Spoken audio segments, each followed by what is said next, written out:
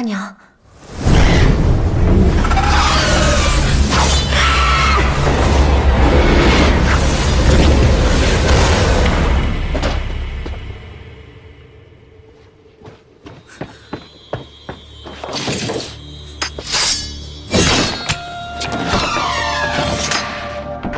县主，县主，县主，你没事吧？是让人置换的迷香。县主，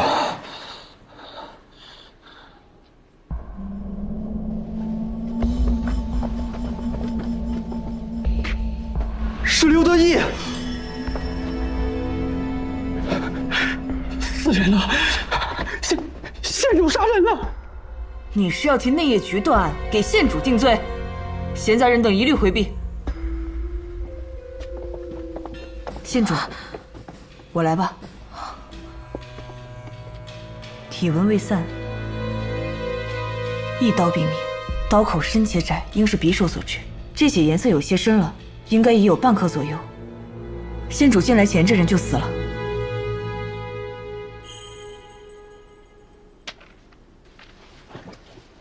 县主，你看，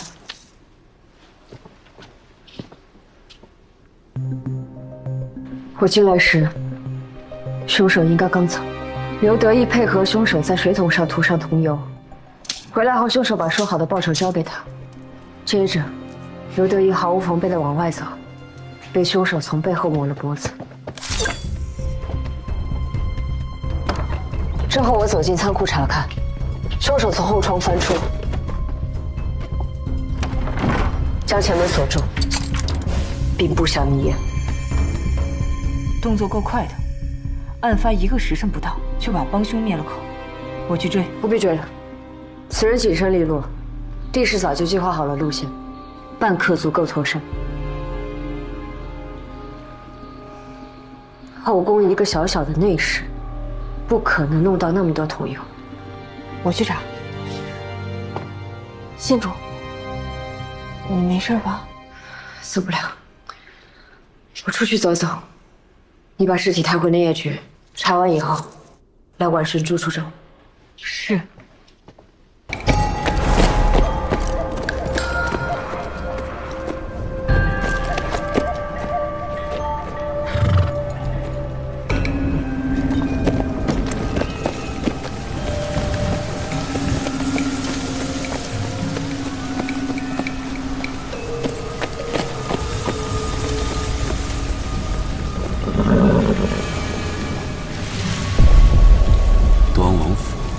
这儿。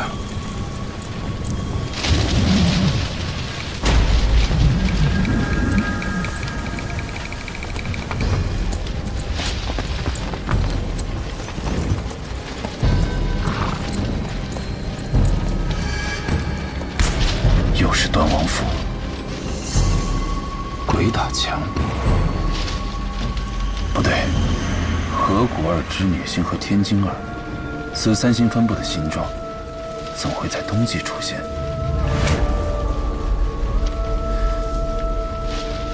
幻术。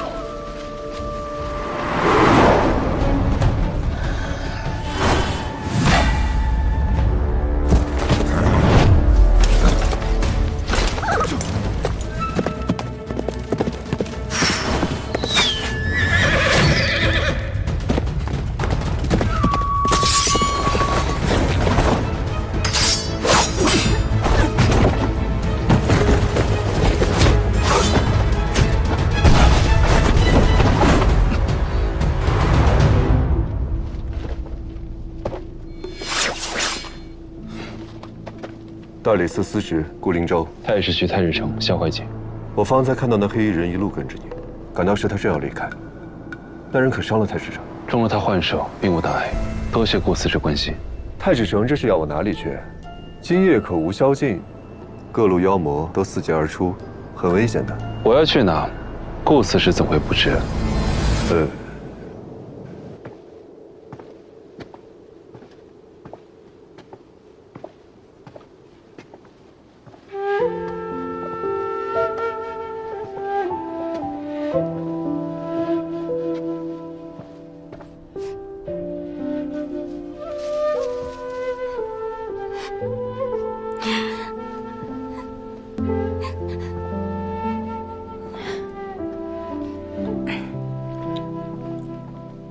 先主，婉顺尸骨未寒，赏赐就被收回去了。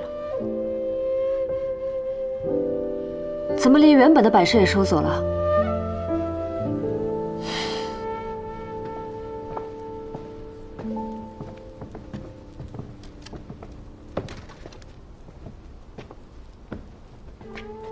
这些东西哪里是公主该有的用途？你为何不告诉我？自从上次先主帮公主出头，被禁足7日，公主一直就愧疚自责。她不想先主因为她再惹得圣上不悦，所以不许我说。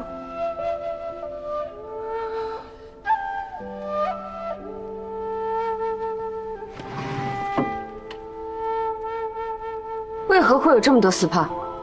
公主平日里很是节俭，但仅凭每月的薪俸，也只是捉襟见肘，所以就自己绣一些丝帕，托以前服侍过她的嬷嬷拿出宫去卖，卖了钱就贴补宫中用度，或是换一些更好的丝线锦缎。竟到了这般地步。每年生辰，婉顺都会为我准备厚礼，竟是这样一点点攒出来的。这些丝帕用的都是最普通的面料和丝线，但是绣工却是顶好的。县主拿一块回去浅塑纪念吧。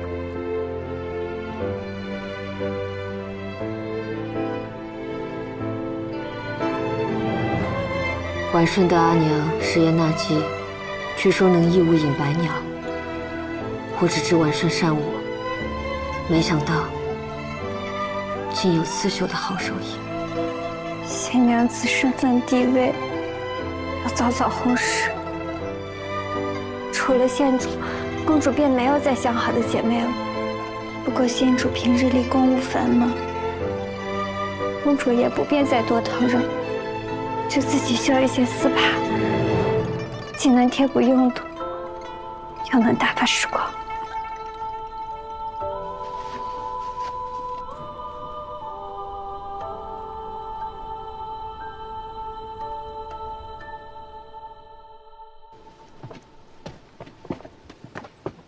县主，我突然想起来一件事，2年前圣上寿宴，公主给圣上送寿礼，县主可还记得？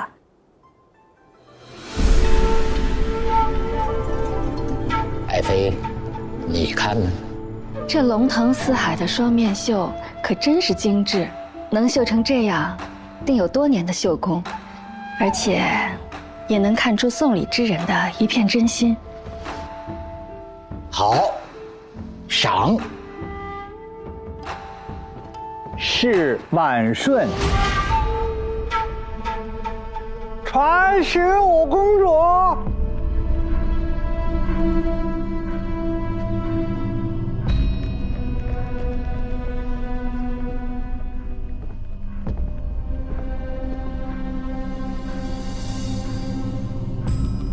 父皇，娘子。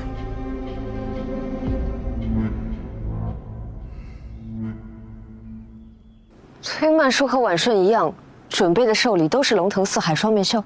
崔九娘提前半年花了重金才请了这么一副促进绣件，没想到却与公主装了寿礼。崔九娘高傲霸道，不会轻易罢休。寿宴结束后2个月，便是崔九娘生辰。公主东挪西凑，凑够了钱，才买了一只精美的金钗，亲手送到了九娘手里。九娘表面上说着谢公主惦记，可是却当着公主的面转手就给了下人。不过公主并不介意，他们本身就没有什么交情，从那之后更是很少往来。若说与公主有过节的，崔九娘勉强算一个，但是细细说来，倒是她冒犯公主才真。右相家中的女眷是否还在宫中？方才查问完宾客，并无异常，所有宾客已经陆续出宫回府了。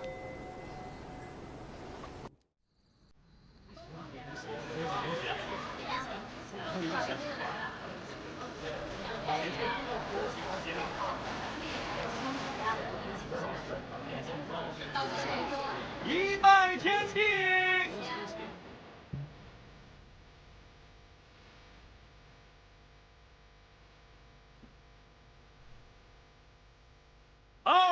拜高堂。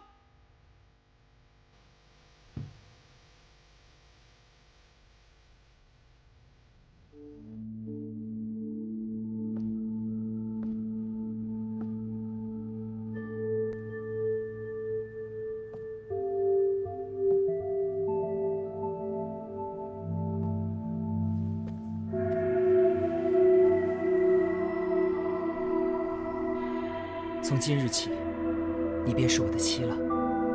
你放心，我董某此生绝不负你。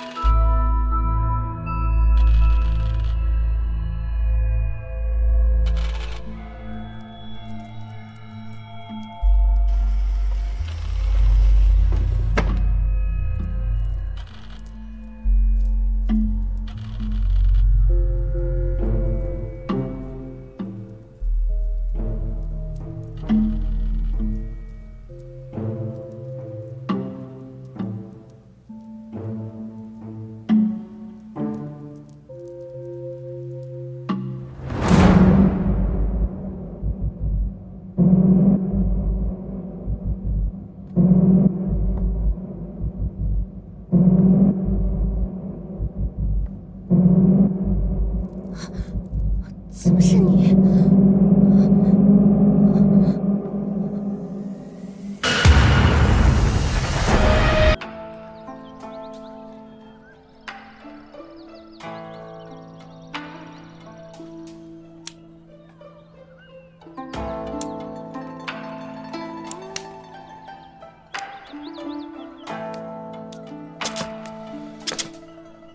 这个月赚的这点小钱，我连首饰都买不起。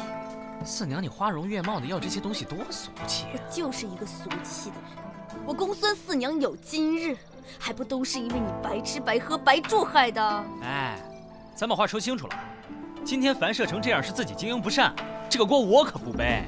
哎呀，哎呀，这人比人真是气死人哦！你们说啊，人家董承一郎的儿子就能考上状元，而且昨天还迎娶了长安城最有名的大美人张家姑娘。我们呢，却要在这里算计着挣了几个钱呢，亏了几个钱呢，在这儿发愁。说白了，还是出身不一样啊。我们什么时候能出头呢？三炮啊，你们家少卿不管你啊！你说你不干活，在我这儿偷懒，怪不得没有出头之日，娶不着媳妇儿。四娘，这你就不懂。我们大理寺是靠世道吃饭，世道不安定有案子，我们就有钱赚；世道要安定了，我们就得去喝西北风。哟，饭来了呀，饭到了啊！不，老大，西城出了命案，你们俩赶紧跟我走。我去不了，四娘刚刚还骂我吃白饭呢。三炮，赶紧把双燕叫上。好。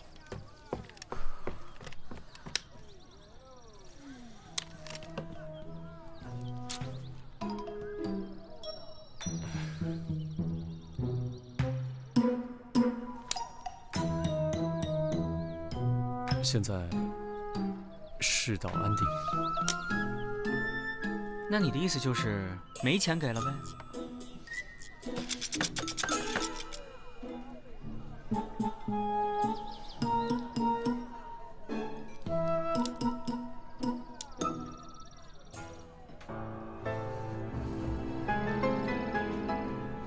我娘给我留的，等我有钱我。给我带上。这可是李少卿他娘让他交给新娘子的。哎，办案顺利哦！谢谢李少卿。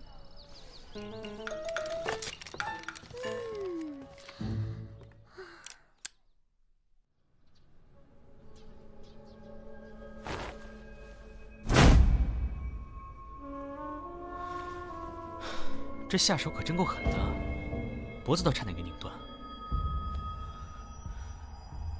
就是新郎。什么时候发现的？今天早上，我回房之后发现的。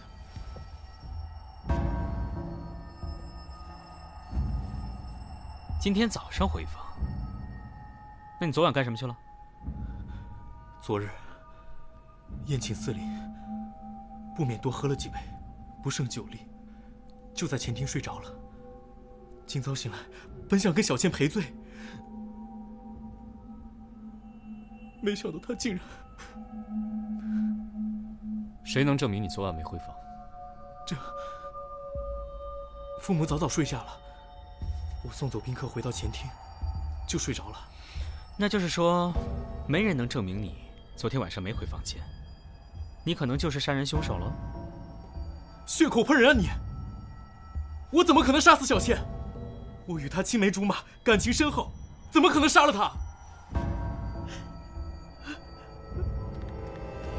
我早就说过不要去招惹张家，你看看现在啊，这可怎么好啊？张家一定不会放过我们的。张家？哪个张家？官人呐，这个张家是长安城有名的绸缎庄，经营着大大小小10几个绸缎庄。小犬和张家姑娘自幼相识，青梅竹马。奈何张家夫人嫌我们家穷，拿不出像样的聘礼，两人的婚事也只得作罢。可是1个月前，小倩突然兴奋地告诉我，她得到了贵人相助，可以嫁给我了。贵人？你可知道贵人是谁？她说，此人身份特殊，不能透露。不对呀，这张家姑娘不是嫁给程一郎董大人家的儿子了吗？你是说昨天成亲的那个状元郎？对呀，没听说董家娶错人了呀？而且张家姑娘的母亲和兄长昨天也参加宴席了。这就怪了，如果张家姑娘嫁到了这儿，那么董家公子娶的又是谁啊？陈生，你可知道嫁去董府的是谁？你就没想过，小倩如果没有嫁到董府，董府和张家都不会放过你们吗？我和小倩商定好，在父母面前成完亲后，我们就去南方做小生意，更名改姓，不再回长安。那也就是说，你知道的全部事实，就是1个月前张家姑娘被一个身份特殊的人帮助，想出了一个可以让她嫁给你的方法。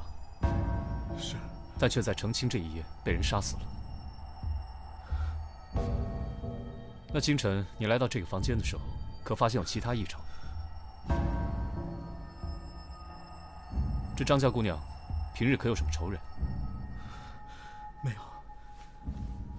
那你能不能想到有什么人会对张姑娘不利吗？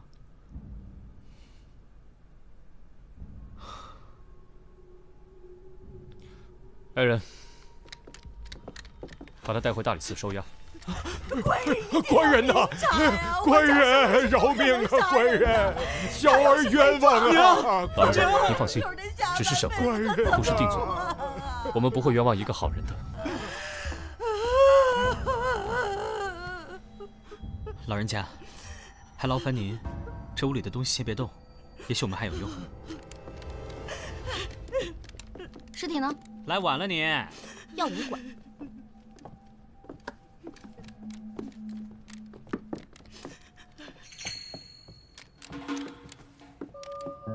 怎么了？怪不得张家不肯把女儿嫁给他们，这家也够穷的，连门上的破对联都舍不得换。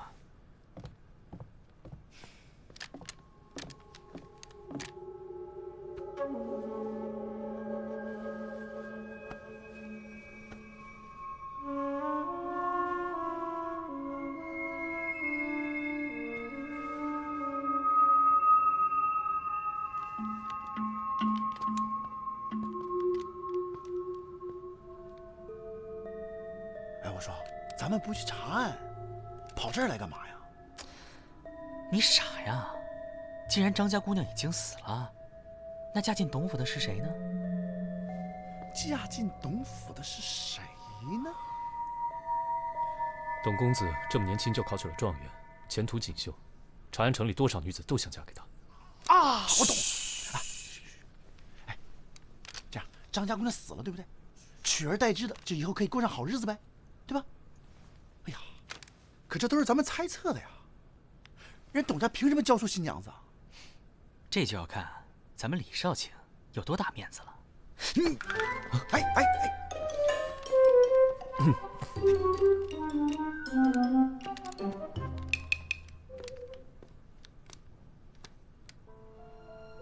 书生陈某一家作证，死者确系张家姑娘，案情诡谲，特来叨扰。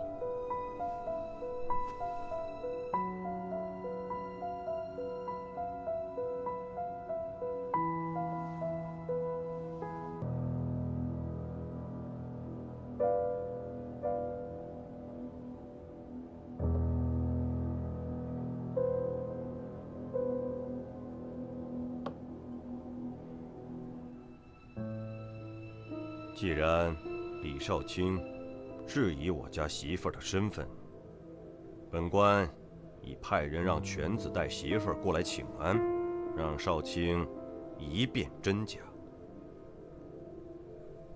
办案需要，失礼了。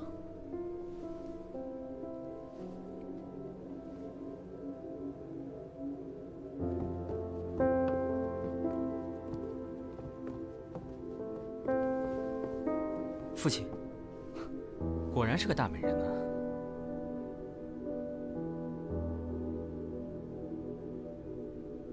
常山公主，公主？哪儿来的公主？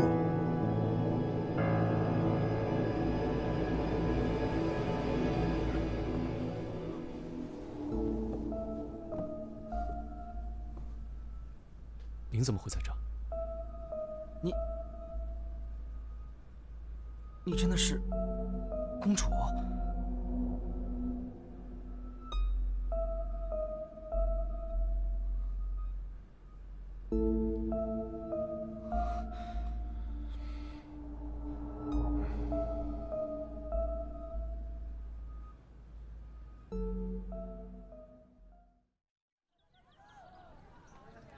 你说什么？公主？可不是嘛！要不是我老大发现，那董家还以为娶的是张家姑娘呢。所以说，这父母之命，媒妁之言，真是害死人呐！成亲前两方连面都没见过，成亲后连娶错了媳妇儿都不知道。这公主如果想结婚的话，直接去求陛下赐婚不就行了吗？为什么非要偷摸顶着张家姑娘的名儿去嫁人呢？这就得问李治了，他人呢？陪着董家父子进宫请罪去了。验完了，死亡时间大概是在昨夜的酉时到戌时之间。张家姑娘确实是被勒死的，而且反抗得很激烈，感觉手指甲都已经抠进凶犯的手里面了。哎呀，染得那么好看的指甲，真替她可惜啊！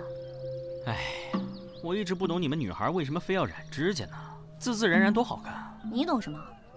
那张姑娘的指甲染的是少见的嫩粉色，听说只有宫里才能培育出那么粉嫩的凤仙花。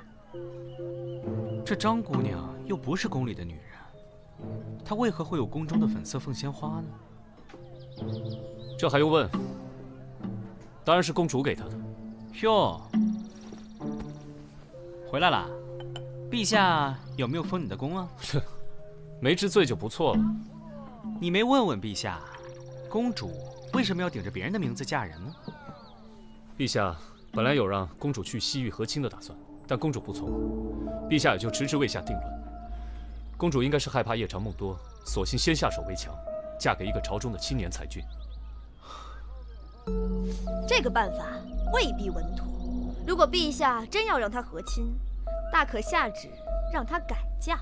所以他才想要顶替张姑娘之名嫁进董府啊。要不是被李治发现的话，她现在还在董府做夫人呢。萨摩，有件事需要你帮我查一下。陛下为了安抚朝堂，就大度地赏了董府，算是补了公主的嫁妆。但是他也怀疑是公主杀人，对不对？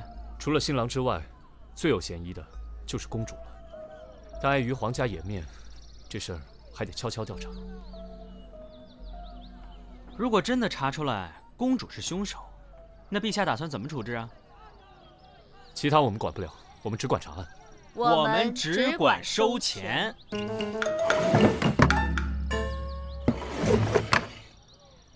我打听过了，张家喜娘说她亲眼见到张家姑娘上了轿子，而且也没有绕道，直接送进了董府。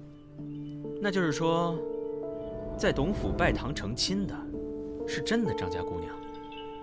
那跟陈升拜堂的就是公主了。陈升家把新娘送入洞房的时间是酉时，董府是戌时，这么算来，公主就有了1个时辰的时间从陈升家跑出来，赶到董府，埋伏在董府的洞房里。这样张家姑娘只要一进门，就立刻把她掐死。把人杀死之后，只要再把张家姑娘的尸身送回去就可以了。董公子回洞房的时间是子时，这么算来，这中间的时间足够他1个来回了。这公主折腾这么一晚上，你们想想啊，这公主这么娇弱的身板，这一晚上这么折腾，不太现实吧？李家人是靠娇弱取得天下的吗？那我们现在就要去找公主杀人的证据。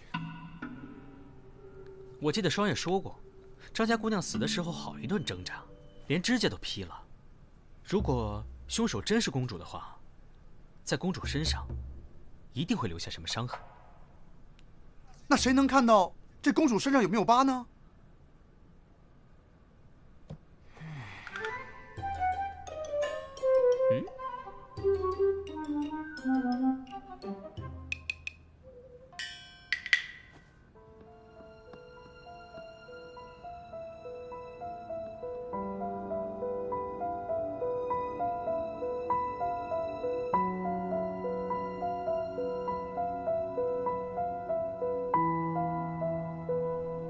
公主最近一切可好？公主一切安好，还请李少卿放心。张家姑娘被杀之事，你们告诉公主了吗？啊，怕公主担心，不曾告知。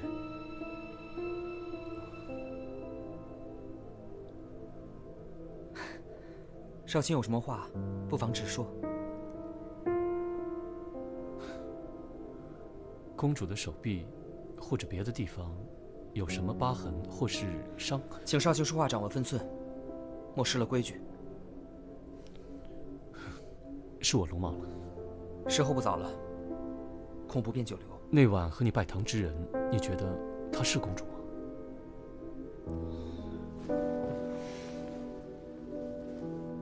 我可以准确地告诉你，那晚与我拜堂之人，的确是公主。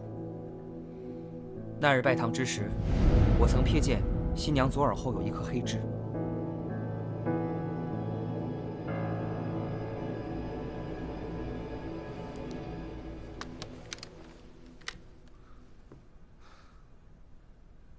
我明白了，失礼，告辞。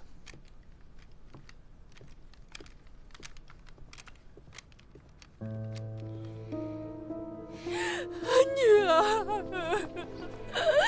你死得好冤呐！不能进去，不能进去啊！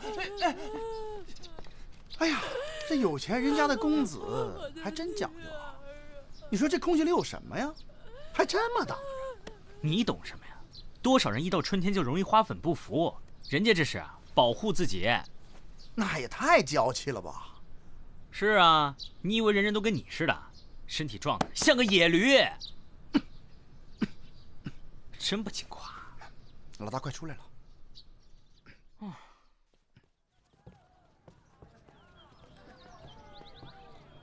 哎，子苏，你终于来了。先帮我画张图，图中要标明张家、陈升家董家，还有皇宫。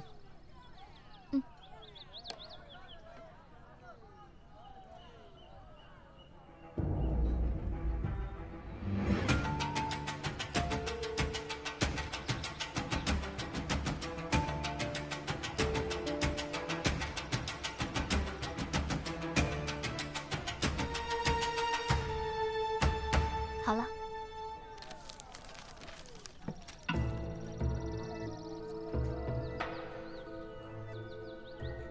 我想过了，本来要去书生陈生家的公主，最后却被抬到了董家；而本来要去董家的张家姑娘，最后却去了陈生家。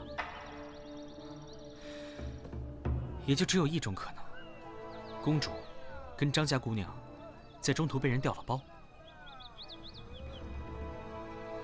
我明白了，应该是两人在中途互换了喜轿，才使得张家姑娘到了书生陈生家，而公主到了董府。没错。而这两个人能够碰头的地方，只有这里。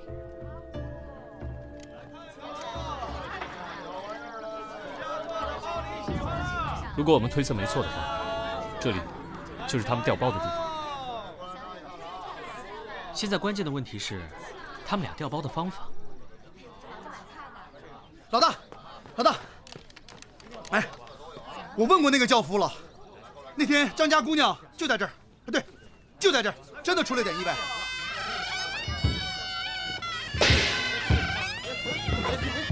你们怎么回事啊？也不怕摔了新娘子？对不住，对不住。得了得了，咱们快走吧，别耽误了时辰。你的意思是说，当时两家的轿子紧紧挨在了一起？那轿夫是这么说的：当时两边的迎亲队伍走得快，撞得急，而且两边都没站住，轿子落地的时候紧挨着。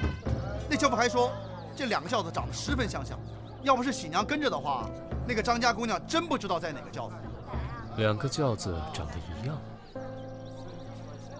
难道是公主故意制造了事故，好让两方迎亲队认错轿子，再将他们带错目的地？不可能，有喜娘跟着，就算轿夫不认得的话，喜娘也认得。公主好不容易从宫里逃出来，哪会用这么不靠谱的方法？我觉得人互换的可能性比较大。你是说，这两个新娘从轿子上下来，再换到对方的轿子上，会被多少人看见？哎，你干嘛去？去看看成亲那天的轿子。走。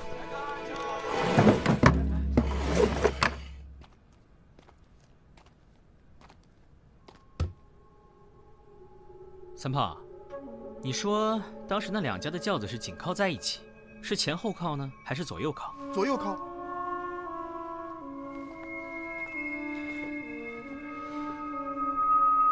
哎，你俩愣着干嘛？抬我呀？啊？什么？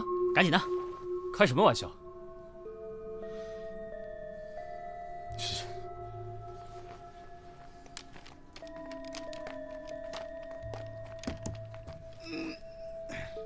你以后少吃点行不行？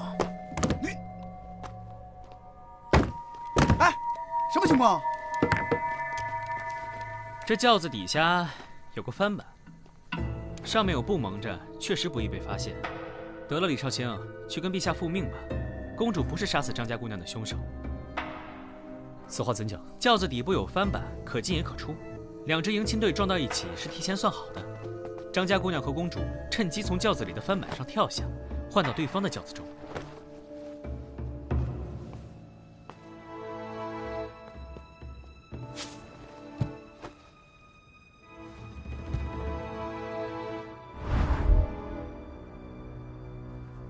李少卿，你们果然在这里。董公子，你怎么知道我们在这儿？公主得知你们上门造访，就追着我问到底发生了什么。我就将张家姑娘被杀的事告诉了她。她说你们一定会来这里，所以让我来找你们。公主找我们有什么事？这我也不知道。还请各位移步府上，让公主亲自跟大家说吧。请。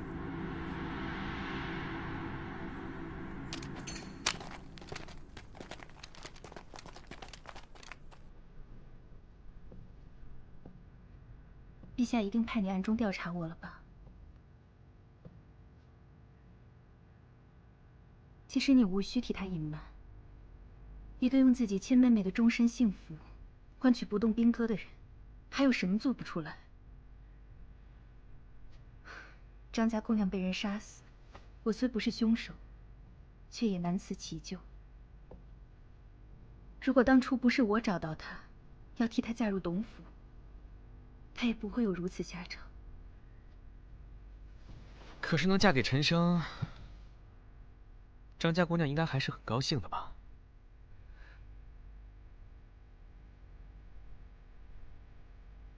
从陛下暗示我要去和亲，我就开始暗中派人打听长安城中近日要娶亲的青年才俊。在得知张家姑娘正为无法嫁给一个姓陈的穷书生而苦恼时，我便召她进了宫。我替你嫁进董府，让你和陈生更名改姓，远走高飞。作为交换条件，我准备了一些金银首饰，就当是给你陪嫁的。多谢公主。陪嫁？您给了多少？三嬷，都什么时候了，还说钱？哎，不是我财迷啊，而是那陈家一点也看不出有钱的样子。或许是张姑娘想在成亲之后再把钱拿给他。照你这么说的话，那应该在张家姑娘嫁过去的时候，这些金银首饰就随她一起带过去了。可是我们去查看现场的时候，别说金银首饰了，就算是一个多余的铜钱，我看也拿不出吧。那这金银首饰又去哪儿了呢？公子，不好了，张家的母子俩又来闹上了。让他们在偏厅等着。是。他们来闹什么？还不是说我们害死了他女儿，让我们赔钱。你们一个公主，一个状元郎，还差那点钱不成啊？不是我们不赔钱，这张家就像个无底洞一样，今天给了，明天还要，3天一小闹，5天一大闹。只要杀人凶手不找出来，我们是不可能安生的。再这样下去，我们的家当会被他们掏空的。可是这张家不是经营着很多家绸缎庄吗？按理说他们家家底儿不比你们薄啊，这么一而再再而三的要钱，很奇怪啊。三胖，你去打听一下，这张家到底缺不缺钱？啊，之前打探过了，这张家的绸缎庄啊，虽然生意很好，但是耐不住有个病殃殃的张公子是个败家子儿。这张公子嗜赌如命，现在这个绸缎庄还在赌场压着呢，绸缎庄的收益直接入赌场的账，抵他的赌债。所以他们才要趁机讹你们。我说呢，当初父亲给了张家一大笔聘礼，想必也拿去还了赌债。这个张家的公子是个赌徒？对啊，我刚才说的很明白了，你是不是傻？我突然想到一些事情，你们等我一下，我马上回来。哎，记住，把张家母子拖住。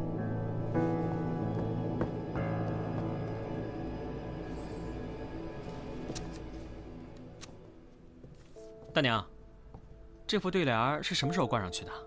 去年挂的，不过成亲那日，生儿为了显得新鲜，还在上面重新描了一遍字呢。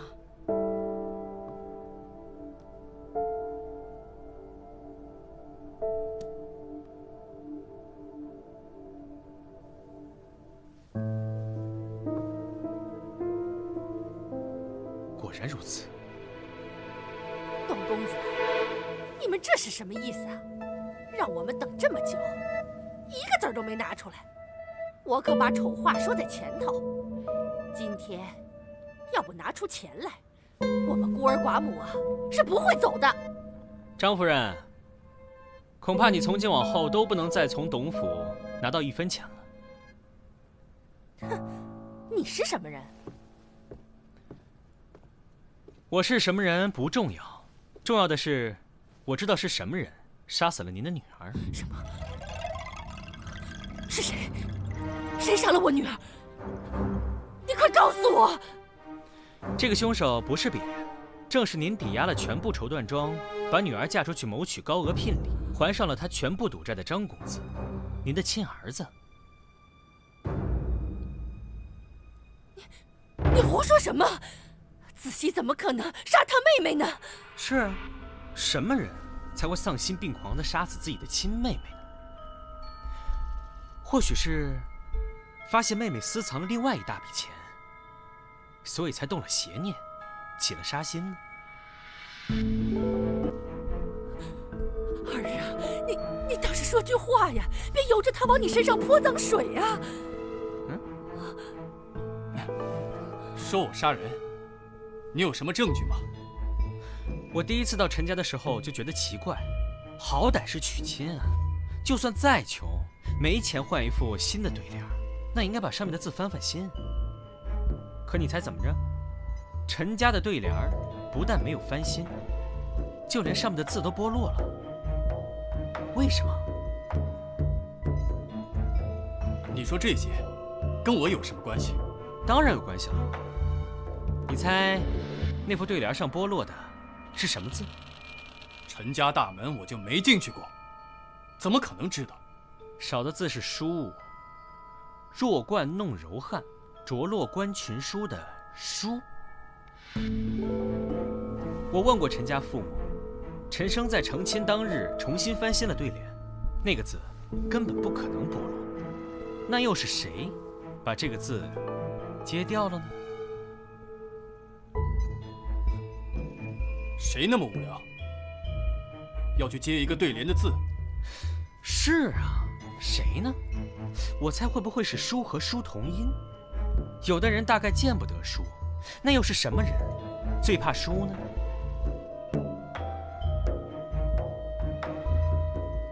赌徒最怕输喽。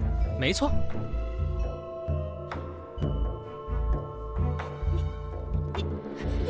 你说的这些都只是推断。要证据啊？当然有。我听说张公子最怕接触到花粉之类的东西，所以到了春天就会穿得严严实实。按理说，您的身上近日应该不太可能有外伤。张姑娘死的那晚，曾经对着掐死她的凶手拼命挣扎过。可否请您露出手臂？如果没有伤疤的话，我立刻向您赔罪。就算我手上有伤又怎么样？难道我就不能是因为别的事而受的伤吗？这根本就不可能成为证据。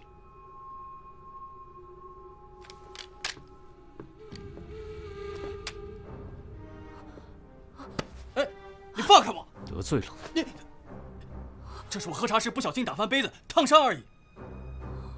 张公子真爱说笑。子熙，这是……这明显是花粉引起的邪热侵袭化脓之后的伤疤。而你最近一次亲密接触到花粉，就是张姑娘染了凤仙花的指甲。我去赌场打听过了，您在张姑娘成亲那日刚还了一笔赌债，而那天绸缎庄既无记账，你也尚未从董府讨到张姑娘的丧葬费。那么那笔钱哪儿来的？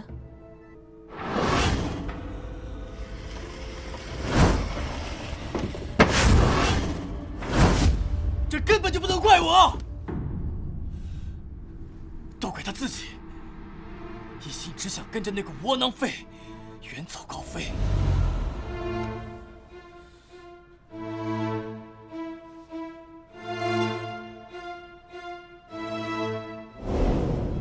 他有没有想过我啊？我是他的亲哥哥，他连我的死活都不顾了。子熙。我早就发现他情绪异常，所以我这2天一直跟着他，我跟着他。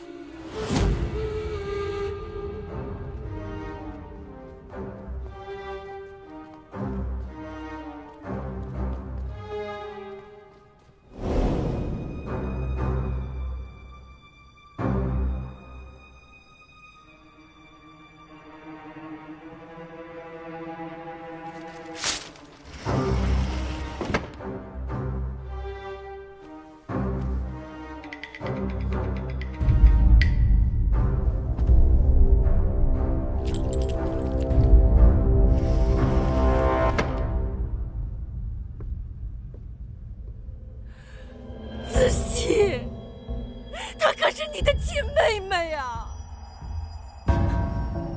亲妹妹，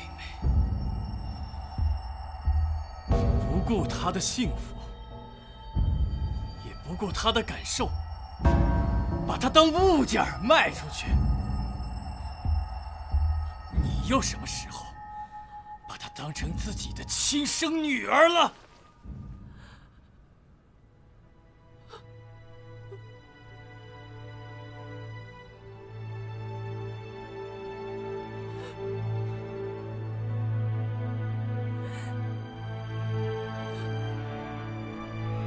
三炮，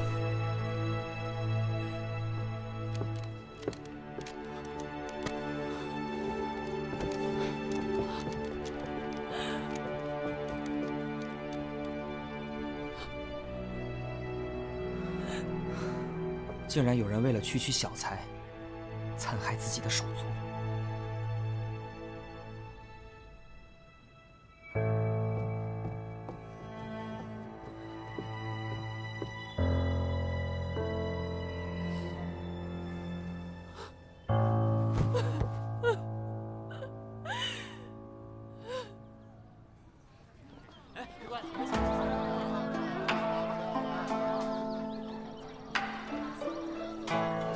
又在偷懒呢？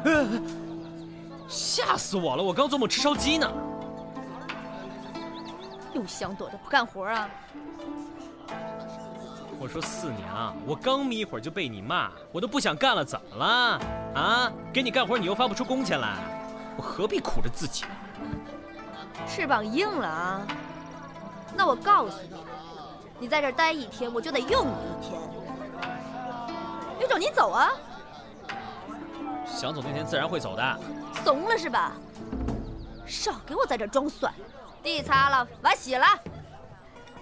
地擦了，碗洗了，擦地洗碗，我还不如要饭去呢。我听说东边新开了个赌房，是吗？前天老王狠赚了一笔。行也好，省点吧。走，赶紧去看看，咱们去吃东西哪值这么多钱？要不这样，我拿2个，不算。哎，程强，抓住他！抓住他！